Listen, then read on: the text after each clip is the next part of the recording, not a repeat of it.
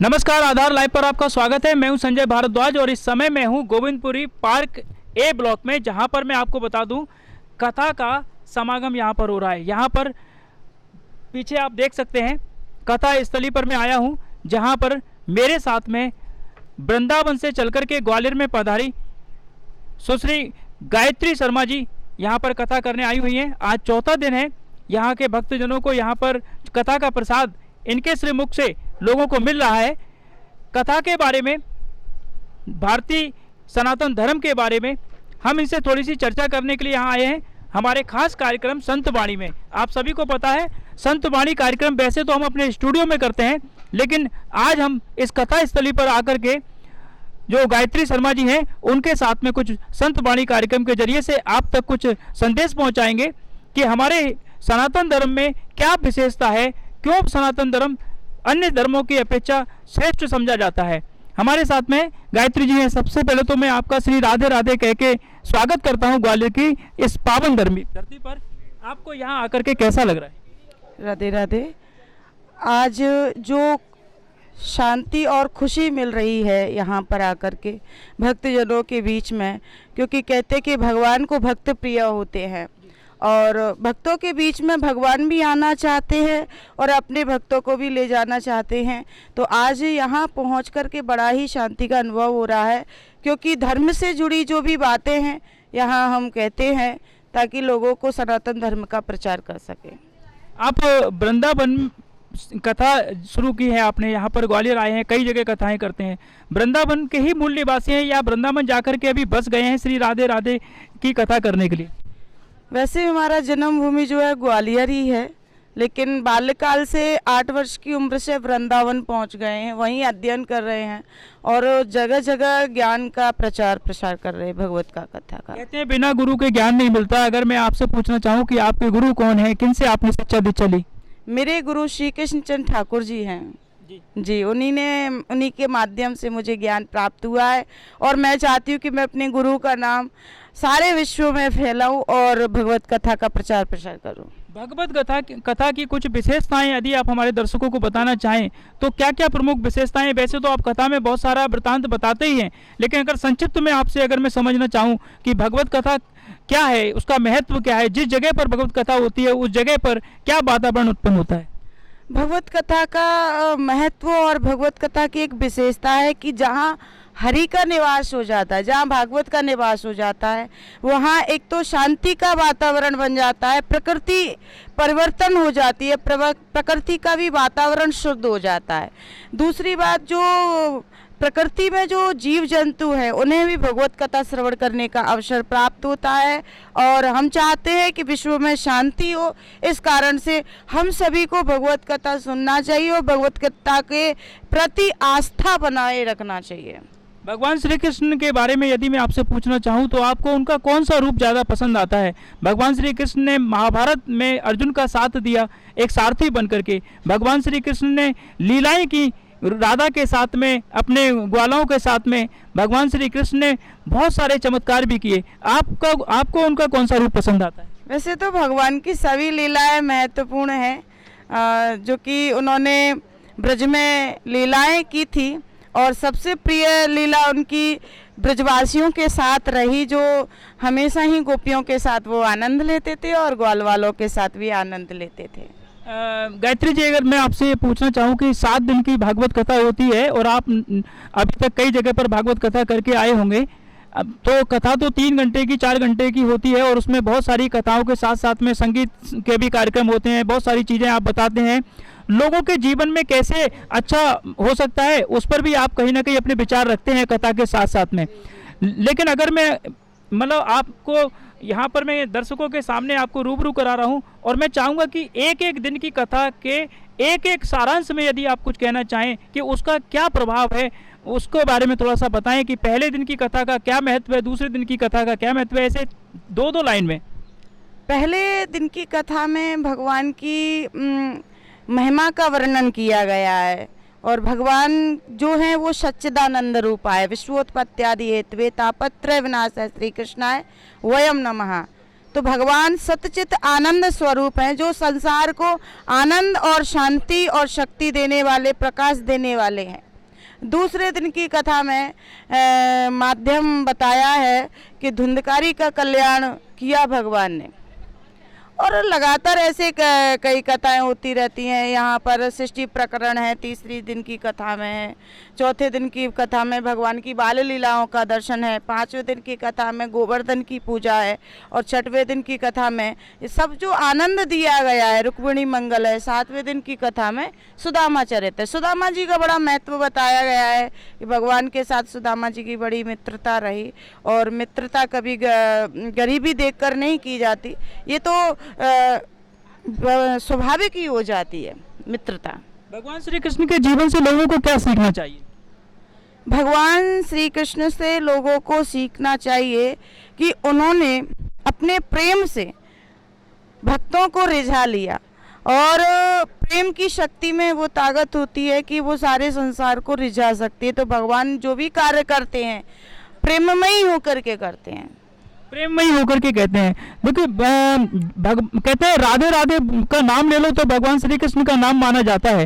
एक पूर्ण मतलब ये कहते हैं कि पूर्ण रूप से ना भगवान को पाना है तो राधा राधा जपने से भी भगवान को प्राप्त हो सकते हैं, पा सकते हैं। मैं आपसे जानना चाहूँगा, आप इतनी बड़ी बड़ी कथाएं करती हैं कि भगवान जिस राधा के नाम से पूरे विश्व में मतलब जाने जाते हैं, पूजे जाते हैं, उसी राधा के साथ में उनका विवाह नहीं हो पाया था। इसके पीछे क्या कारण थे आपकी नज़र में? भगवान का विवाह राधा रानी के साथ क्यों नहीं हुआ है, इसका भी एक मुख्य कारण है क्योंकि राधा और कृष्ण कभी अलग थे ही नहीं। राधा कृष्ण एक ही हैं, इस कारण से एक जो व्यक्ति है उसका कैसे एक दूसरे से विवाह हो सकता है? दोनों ही एक हैं वो। अच्छा, कुछ पुराण ऐसे हैं, कुछ ग्रंथ ऐसे हैं जिसमें ये भी कहते हैं, दावा करते हैं कि भगवान राधा और कृष्ण की कहीं पर शादी का भी उल्लेख करते हैं। कुछ लोग ऐसा बताते हैं कि राधा रानी की शादी किसी और से हुई थी, वो अपनी देह वहाँ से छोड़ करके और फिर अपने लोक को चली गई थी। इन दोनों में विरोधाभासी बातें निकल के आती हैं। आप किस बात से सहमत हैं? नहीं, मैं इसी बात से सहमत हूँ कि राधा और कृष्ण कभी अलग थे ही नहीं, राधा और कृष्ण एक ही है, इसलिए ये तो सब भ्रांतियाँ हैं। और दूसरी बात, ये सब उनकी लीलाएं थीं जो उन्होंने अलग अलग रूपों में आकर की। ये सब लीलाएं थी, लीलाएं हैं भगवान की, कृष्ण की। अच्छा, अगर मैं थोड़ा सा ये जानना चाहूँ कि मथुरा में जो कृष्ण जी को लेकर के अभी एक चल रहा है, जैसे राम का मंदिर अयोध्या में बन गया है, ऐसे ये बड़ा एक आंदोलन सा लोग सोशल मीडिया पे चला रहे हैं कि कृष्ण का मंदिर भी वहाँ पर होना चाहिए, और बहुत सारी लोग हैं जो इस तरह पर टिप्पणियाँ कर रहे हैं। आपको इसमें क्या मानना है? जैसे राम मंदिर बना वैसे ही कृष्ण मंदिर भी होना भी चाहिए, क्योंकि मंदिर से हम सब लोगों की आस्था है, और मंदिर से हम लोगों के प्रति, जब भगवान के प्रति आस्था होती है तो परिवर्तन भी होता है हमारा। अच्छा, कल अभी 2 दिन पहले मेरी एक संत हैं पक्कर बाबा जी, मैं उनका इंटरव्यू कर रहा था, तो उन्होंने मुझसे कहा कि पहले के ज़माने में साधु, वो राजा जो हुआ करते थे वो अपना राजपाट छोड़ करके साधु बन जाया करते थे, और आजकल साधु जो हैं वो राजा बन रहे हैं। तो मैंने उनसे पूछा कि आपका इशारा योगी जी की तरफ है क्या? तो बोले नहीं, मेरा इशारा योगी जी की तरफ नहीं है, लेकिन मतलब सच्चाई में आपको बता रहा हूँ। आप क्या समझते हैं, क्या साधु को राजनीति में आना चाहिए, मतलब राजगद्दी संभालनी चाहिए, या मतलब जो पहले का जमाना था वो ज़्यादा सही था? देखिए, मेरे हिसाब से तो एक साधु संत को कभी राजनीति के चक्कर में नहीं पड़ना चाहिए। उन्हें अपना भजन करना चाहिए, परमात्मा का चिंतन करना चाहिए, क्योंकि साधु ऐसे हमारे भारतवर्ष में ऐसे साधु है। और यहाँ ही एक मद्दाखो है अपने पास में ही, वहाँ भी एक साधु है जो स्त्रियों को दर्शन तक नहीं देते हैं, एकांत में रहते हैं, और उसके पास में ही माता को भी है, वहाँ के साधु भी नहीं निकलते। तो ऐसे हमारे भारतवर्ष में साधु है जो मान प्रतिष्ठा और सम्मान के पीछे पड़ना ही नहीं चाहते, एकांत में बैठ कर के वो भगवान की खोज कर रहे हैं, भगवान को पा रहे हैं। लेकिन जो संत राजनीति के चक्कर में पड़ के अपनी भगवान की भक्ति को भी छोड़ देते हैं, ऐसे मुझे लगता है। और ऐसे संतों के बारे में क्या कहेंगे जो पर्चियां खोल करके लोगों को भविष्य बता रहे हैं, और उनके यहाँ लाखों की तादाद में भीड़ उमड़ती है और ऐसा चमत्कार दिखाने का दावा करते हैं? तो ऐसे संतों को क्या कहना चाहेंगे आप? मतलब क्या लग रहा है कि वो हमारी जो भारतीय संस्कृति है उसको धूमिल कर रहे हैं या उसको बढ़ा रहे हैं? देखिए, जो भी है, पहले के समय में हम सभी प्रवक्ता जो होते थे वो साधारण भक्ति करते थे, मतलब एक भागवत पुराण हो या शिव पुराण हो या राम कथा हो, उस पे हम सभी लोग आधारित रहते थे। लेकिन आज जो राम कथा है, शिव पुराण है, भागवत है, जो भी कर रहे हैं उसे उन्होंने सिद्धि का कारण बना लिया है। सिद्धि से ही वो प्रतिष्ठा को पा रहे हैं, मान सम्मान को पा रहे हैं, ऐश्वर्य को पा रहे हैं। मेरे हिसाब से सिद्धि करें आप, लेकिन उसे पब्लिक ही ना लाएं और उसे साधारण तरीके से साधारण भक्ति का ही प्रचार प्रसार करें। कुछ लोग ऐसा कह रहे हैं, जैसे आपने बोला कि सिद्धि प्राप्त कर लेते हैं और उससे वो लोगों का भविष्य बता देते हैं। मतलब अगर कुछ लोग ऐसा कह रहे हैं कि यदि उन्होंने ऐसी सिद्धि प्राप्त की है जिससे वो उनको आगे वाले भविष्य की कुछ जानकारी मिल जाती है, तो क्यों ना वो सरकार को बता दिया करे कि कहाँ आपदा, कहाँ विपदा आने वाली है, कहाँ भूकंप, कहाँ ज्वालामुखी फटने वाला है। ये कुछ सिद्धियां ऐसी होती हैं जो मात्र दावा करते हैं कि हम इसे ऐसा कर देंगे, ये ठीक कर देंगे, वो कर देंगे। अगर सिद्धि होती वास्तव में तो वो हमारी सरकार को, हमारे भारतवर्ष को हर भूकंप और आपदा से बचा सकते थे। एक मिश्रा जी हैं, वो भी काफी हिट हैं और उनकी भी कथाओं में बहुत भीड़ उमड़ती है। अभी उनके यहाँ कथा होने वाली थी और वहाँ पर आग लग गई, तो किसी व्यक्ति ने मुझसे कहा कि भाई ये दूसरों के भविष्य के बारे में बताते हैं और आज इनके यहाँ आग लग गई, इनको पता ही नहीं पड़ा। तो इस तरह की जब चीजें आती हैं, आपको लगता है कि कहीं ना कहीं धर्म के ऊपर उंगली उठाने वाले कहीं ना कहीं कई बार सही हो जाते हैं? एक्चुअली जो हम सब सिद्धियां करते हैं वो सिद्धियां हम दूसरों के लिए करते हैं कि हम हमारी सिद्धि से दूसरे लोगों को हम मतलब सुख शांति दें और सब कोई ऐसा करे, लेकिन स्वयं के जीवन में ही आग लग जाती है, स्वयं के जीवन में ही परिस्थितियां खड़ी हो जाती हैं। वो व्यक्ति कभी कभी खुश नहीं रह सकता जो सिद्धियों के पीछे पड़ते हैं। एक आप कथावाचक हैं, तो आपसे मैं जरूर जानना चाहूँगा कि बहुत सारे हमारे हिंदू धर्म में ऐसे लोगों की मांग उठने लगी है कि जो हमारे मंदिर हैं वहाँ पर जिस तरीके से वीआईपी कल्चर के तहत उनको मतलब एक प्रवेश दिया जाता है पैसे लेकर के, उसको रोकने के लिए कई लोग मांग उठा रहे हैं। आपको लगता है ये जायज़ है? बिल्कुल जायज़ है। कभी कभी बहुत जगह ऐसे हैं, चाहे राम मंदिर हो, चाहे अन्य और स्थान हो, जो कभी कभी भक्तों को पैसे दे करके दर्शन कराते हैं।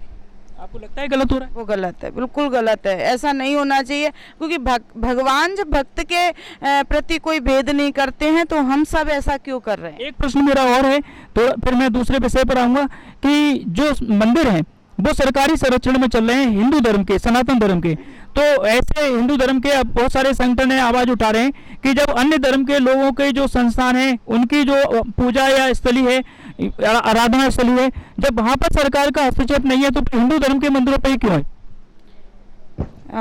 बिल्कुल। आपको लग रहा है कि हिंदू मंदिरों को स्वतंत्र कर देना चाहिए, पुजारियों को सुपुर्द कर देना चाहिए, उनके जो वहाँ के जो चला रहे थे उस मंदिर के जो वंशज थे उनको सुपुर्द कर देना चाहिए? बिल्कुल। या साधु समाज की जो एक मंडलियां हैं, साधु समाज के एक जो संगठन है, उनको सुपुर्द कर देना चाहिए? देखिए, जो पूर्वज हैं, उनके वंशज हैं जिन्होंने मंदिर को बनाया है, जैसे ब्राह्मणों का कार्य ही है सनातन धर्म के प्रति आस्था और मंदिर बनाना, क्योंकि उनकी कोई सरकारी नौकरी तो होती नहीं है।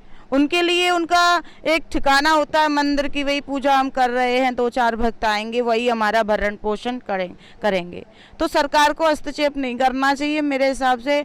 ब्राह्मणों के लिए जो एक उदर प्राप्ति का साधन है, उसके लिए उन्हें हस्तक्षेप नहीं करना चाहिए, उनके सुप्रति रहना चाहिए ब्राह्मणों के प्रति। अभी महाकाल कॉरिडोर बनाया गया पिछले विधानसभा चुनाव से कुछ समय पहले, और उसके बाद वहां पर एक ही झटके में जब तूफान आया तो वो उड़ गया। तो कुछ लोगों ने टिप्पणी की कि इसमें तो भ्रष्टाचार हुआ, इसलिए महादेव जी को पसंद नहीं आया। लगभग ऐसे स्थान जो धार्मिक स्थान है, जो हमारे धार्मिक स्थान है, जहाँ पर ऐसे कांड होते हैं वो लगभग ऐसे ही होते हैं, जहाँ पर कई अनर्थ कार्य किए जाते हैं, गलत कार्य किए जाते हैं, जिस कारण ऐसा होता है। अच्छा, एक चीज़ मुझे ये बताइए कि जैसे हमारे सनातन धर्म में जब साधु संत जब किसी की पर्ची बताते हैं, खोलते हैं, तो उस पर तो उंगली उठती है, लेकिन ऐसे अन्य धर्म के लोग भी हैं जो कि आप देखते हैं कि हम पब्लिक वाहन में देखते हैं या कई सार्वजनिक जगह पर देखते हैं, वहाँ पर वो चैलेंज करते हैं कि फलाने उस्मानी, फलाने बाबा, और चैलेंज के साथ मैं आपका ये काम कर दूंगा, चैलेंज के साथ वो काम कर दूंगा। उन पर कभी वो उंगली नहीं उठाता, उस पर भी आप कुछ कहना चाहेंगे? जी, उन पे भी उंगली उठाना चाहिए, क्योंकि ये भक्तों को अंधविश्वास में ले जा रहे हैं, उधर की ओर ले जा रहे हैं। और ज़्यादा से ज़्यादा मैं तो यही कहना चाहूँगी सारी संसार को, और जो भी इस न्यूज़ को सुन रहे हैं, कि अंधभक्ति में ना पड़े। अगर आपको परमात्मा से जुड़ना है तो परमात्मा आपको डायरेक्टली ही देंगे। डायरेक्टली देंगे।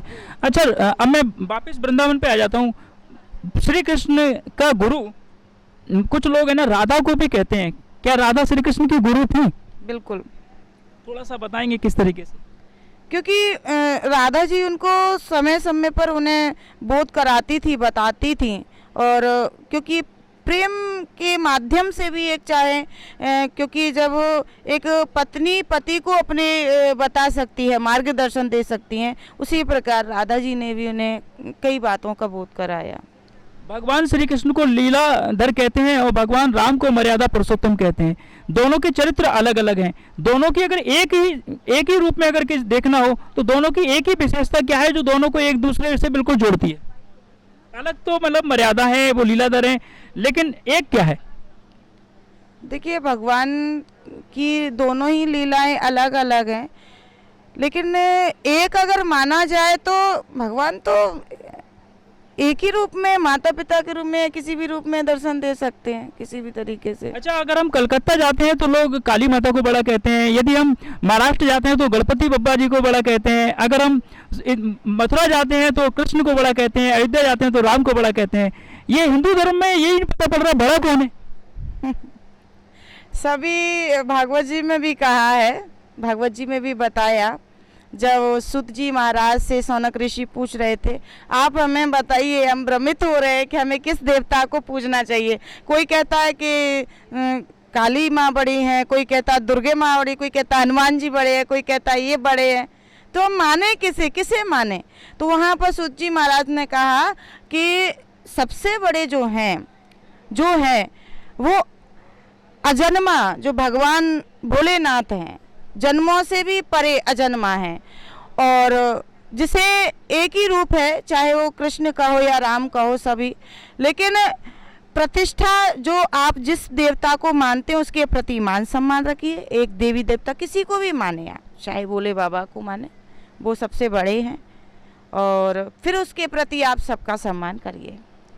बहुत बहुत पंथ हैं, संप्रदाय हैं, हमारे हिंदू धर्म में भी बहुत सारे पंथ हैं। कोई राधा वल्लभ को मानता है, कोई दूसरे पंथ को मानता है।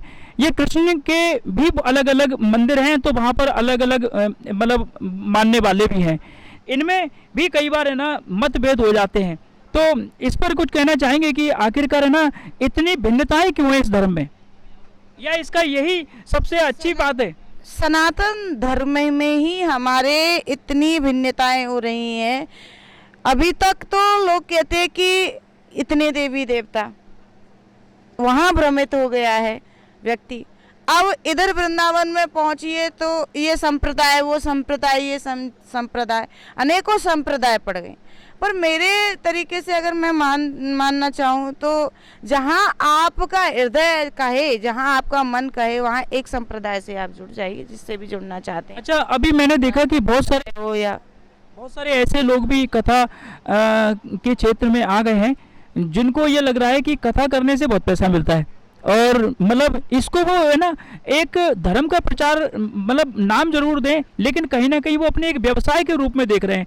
कई बार हमें ऐसे लोग मिलते हैं, कहते हैं कि ठीक है, हम कुछ नहीं लेंगे, जो भी आएगा आप इंतजाम कर लो, आधा आधा कर लेंगे।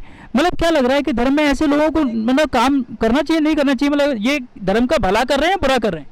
देखिए, क्या होता है कि कुछ लोग जो हैं ठेके पर भागवत कराते हैं।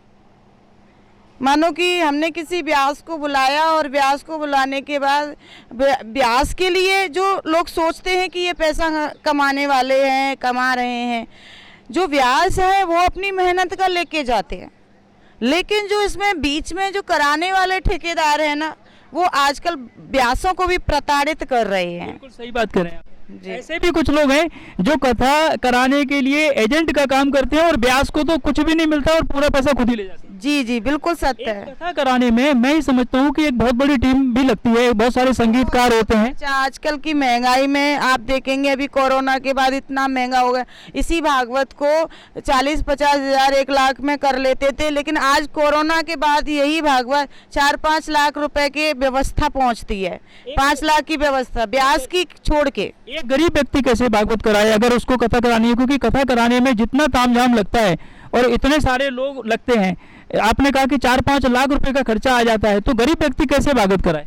बहुत गरीब जो व्यक्ति होता है बेचारा, गाँव में शहरों में भी बहुत गरीब है, जो बहुत हृदय से कहते हैं कि ठाकुर जी की कथा हम कराएं, हमारी बहुत इच्छा है कराने, वो नहीं कराते हैं, तो व्यास कथा करने आ ही नहीं पाते। लेकिन मैं 8 वर्ष की उम्र की थी तब ठाकुर जी ने मुझे संकेत दिया कि जो लोग नहीं करा पाते हैं वहाँ आप जाकर के ऐसे आयोजन करो जहाँ पर आप स्वयं का धन लगाओ। तो कभी कभी मैंने वैसे स्वयं के ढंग से? हाँ, मैंने अपना स्वयं का धन लगाया। पहले मेरे पास होता भी नहीं था, लेकिन मैंने जिस भी स्थिति में जैसे भी लगाया, स्वयं का धन लगाया।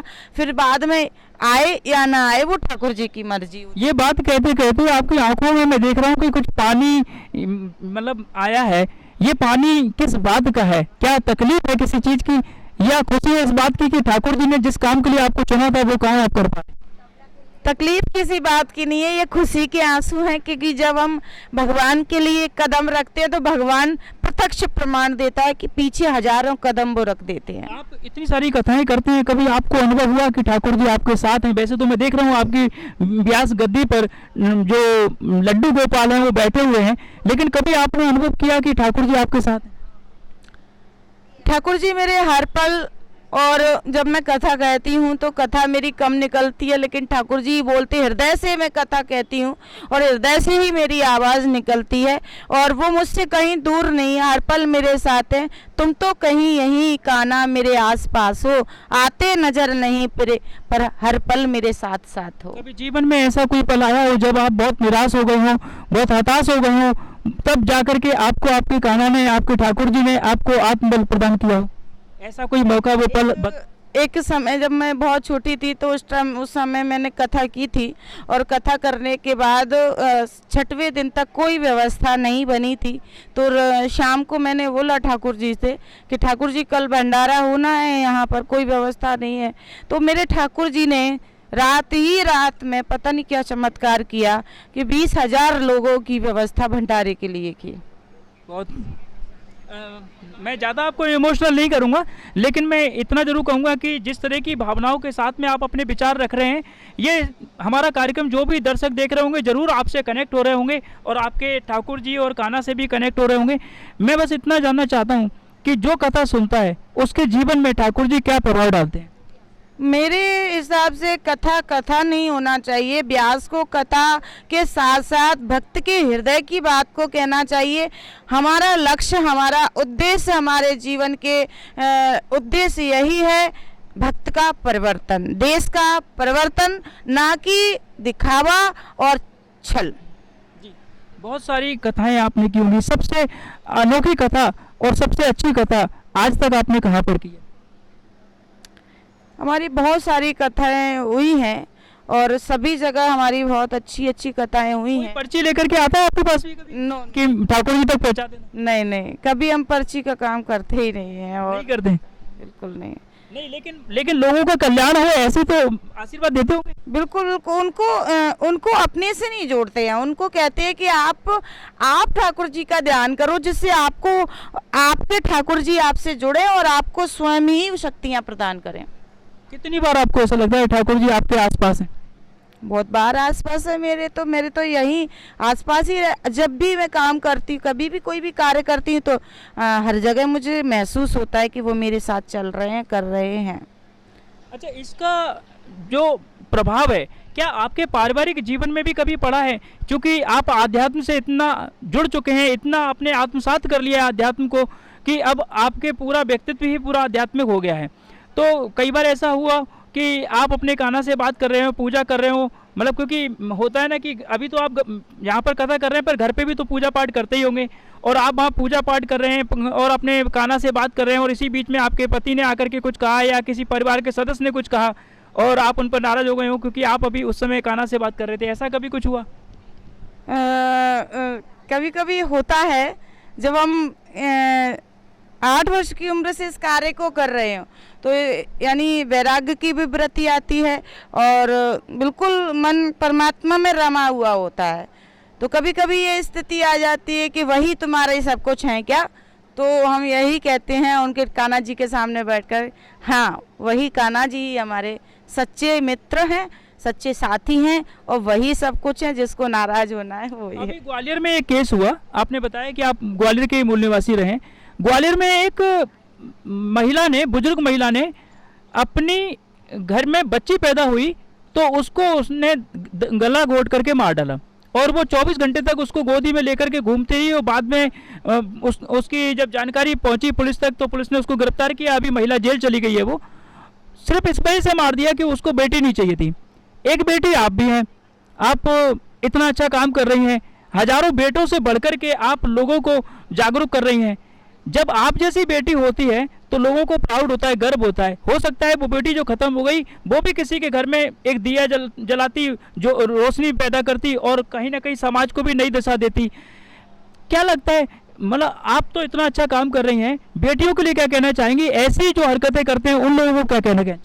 मैं उन लोगों के लिए कहना चाहूँगी कि बेटी किसी के लिए बोझ नहीं होती है, बेटी अपना भाग्य स्वयं लेकर आती है। मैं भी जब अपनी माँ के गर्भ से पैदा हुई थी तब मेरी माँ बहुत प्रसन्न हुई थी, खुशी हुई थी। उन्हें सबने ढोल बाजे बजाए थे, उन्हें पता नहीं था कि ऐसी बेटी का जन्म हुआ, आगे चल के इतना नाम रोशन। पर मेरी माँ हमेशा छोटे से ही कहती थी, तू देवी है, देवी है देवी। जैसे वो कहती थी तो वैसे ही देवी का रूप मेरे अंदर आ गया। लगभग हम सभी को अपनी बेटी को एक देवी ही समझना चाहिए, क्योंकि कन्या देवी का ही स्वरूप होती है। जब हम उसको मान सम्मान देते हैं, संसार में उसे लाते हैं, तो वो दो कुल की निभाती है, एक ससुराल पक्ष की, एक मायके पक्ष की। और बेटी लक्ष्मी होती है, जब तक हमारे घर में होती है तब तक बेटी लक्ष्मी बनकर हमारे घर में बरकत करती रहती है। और जिस दिन लक्ष्मी विदाई होती है उस समय खाली हो जाता है वो। जितने भी बड़े बड़े कथावाचक हैं कहीं ना कुछ समाज के लिए अच्छा काम भी कर रहे हैं। कोई मंदिर बनवा रहा है, कोई धर्मशाला बनवा रहा है, कोई स्कूल बनवा रहा है, कोई कुछ करवा रहा है, कोई गौशाला चला रहा है। आपसे पूछना चाहूँ, आप कुछ कर रहे हैं या कुछ करने का प्लानिंग कर रहे हैं? मेरा भी मन में यही प्रश्न रहता है कि मुझे भी कुछ करना है। कोई संकल्प लिया है? अभी तक कुछ हो नहीं पा रहा है। आप क्या करना चाहते हैं? अगर हम भी उसमें अपने दर्शकों के माध्यम से आपका अगर कोई सहयोग कर सकते हैं, इसलिए जानना चाहता हूं कि आप क्या करना चाहते हैं, कुछ संकल्प आपने लिया हो?